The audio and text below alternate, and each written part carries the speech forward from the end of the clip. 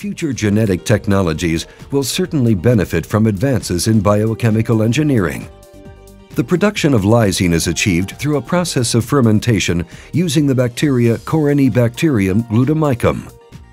Production of lysine exceeds 600,000 tons a year.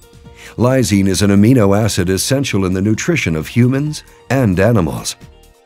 BASF was able to identify and patent 1,500 genes in the inherited makeup of the Corynebacteria.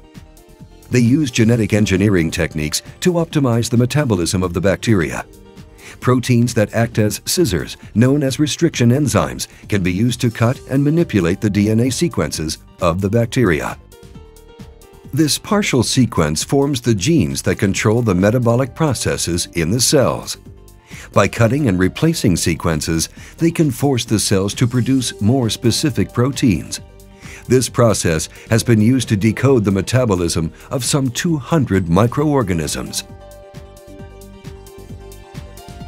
The process is extremely complex and is handled by laboratory robots. Students are using simulation programs to learn more about metabolic engineering. This is a section of the metabolic network of E. coli. They are learning that there are several ways to manipulate genes to produce certain outcomes. They are researching whether or not these practices are profitable outside of the production of mass market goods. Can these biochemical processes replace chemical processes to efficiently produce mass market goods, such as plastics or solvents? Much of the basis for chemically engineered products is oil or carbon. Many of the ways these elements are processed result in the release of carbon dioxide into our atmosphere, which could contribute to global warming.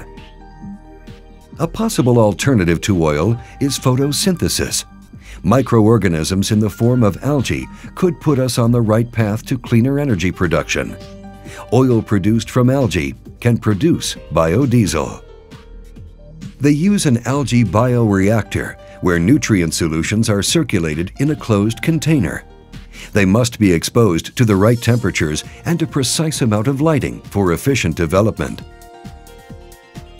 Carbon dioxide is injected into the photobioreactor to trigger photosynthesis.